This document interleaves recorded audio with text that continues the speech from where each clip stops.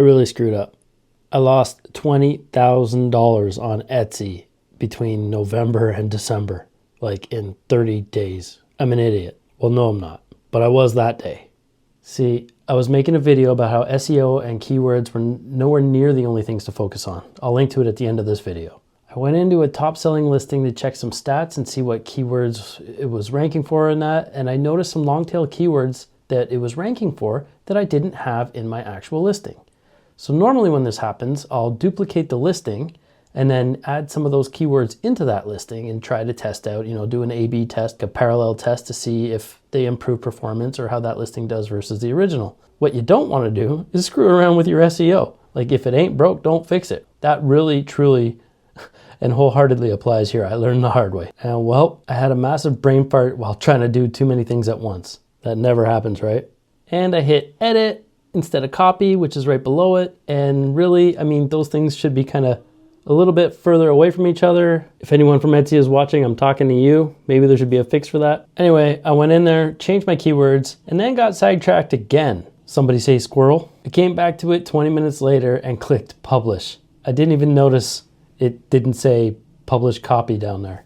Well, damage done. So this is one of my listings that sells every year around Christmas time. It started this year, September 3rd, which was the first time it sold this year. And this is why I tell people all the time, make sure you're planning for Christmas, 60, even 90 days out. What is that, September? So October, November, December, I'm over 90 days away from Christmas at this point. You can see how it started September 3rd, and then 25th I sold a few, then the 28th, 15th is kind of when it really started going here. 8 of them on the 21st and blah, blah, blah. And you can see towards the end of the month, I'm starting to pick up a bit. And then November hits.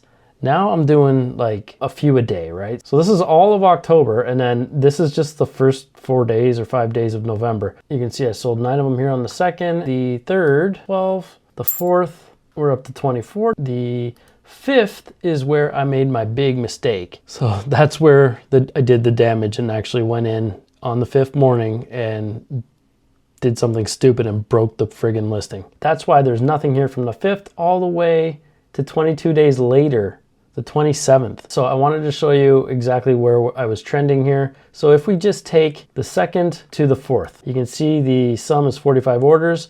Let's go over to our total including shipping here. So I've selected those. You can see the sum is 1901. So that's 1901 in sales. So let's go 19, we'll round up 02 divided by 3, making $634 a day in sales on this one listing, on a single listing. From the 4th here to the 27th when it sold again, and that was just a customer I had been speaking to, so it's not even like it was an organic sale. From the 4th to the 27th, we got 23 days, plus let's say we had another good solid 10 days of Christmas rush, had I not broke the listing. So 634 times 33 equals $21,000 in sales, 21 grand. And I know I have a 46% margin. It's because I went into erank. They have an awesome calculator tool here. This was my list price, $36.98. My shipping price is $10.75. I didn't have any coupon discounts. My material cost is $12.10. That was an average because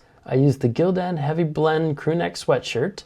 And if we go into SwiftPod, you can see, and they were all white, so you can see that the average between the small and 2XL, I think the prices went up here, but it was $12.10 was my average cost. You can look at shipping. My shipping, one item is $8.49 and each additional is $2.09. I plugged those numbers into here, $12.10, $8.49 shipping cost. My listing fee you can see here is the 20 cents. Total fees of $4.98. The price minus my costs and fees leaves me with $22.16 per sweater sold for an estimated margin of 46%. So I just went and took that estimated margin here. $8.75 divided by 3 is $291, almost $292 in profit. I just screwed up. So we can do the, let's make it round, 292 times 33. $9,636 is how much profit, US dollars, I lost in 32, 33 days. So moral of the story is do not change anything in a listing that isn't broken. Leave it be. If you find new keywords, relevant keywords, check them out, test them in a duplicate listing. Again, Etsy, if you're watching, maybe move the edit and copy options a little bit further apart so that nobody else does what I did. But I just wanted to show you guys that it's not all fun and games. Sometimes there's some losses that really happen, and it's a kick in the pants, I'll tell you that. It's not always roses over here. Sometimes I might want to cry myself to sleep when I think of 10 grand gone. So stop trying to multitask. Stop trying to do 1,000 things at once. Pay attention, especially when you're going into your listings and your data and stuff like that. Pay attention to what you're doing so you don't end up accidentally editing your listing that is working and ruining it instead of duplicating and doing an A/B test or something. Don't do what I did. Don't be Jay. Jay's way that day was not the way. I know we all make mistakes, but man, that was a costly one. Any changes you do can take up to 30 days for the algorithm to understand all the changes you've made and know where to place you in search results, otherwise known as indexing. And that 30 days is pretty much about the same time that my listing started organically selling again. So if it's working, don't change a thing.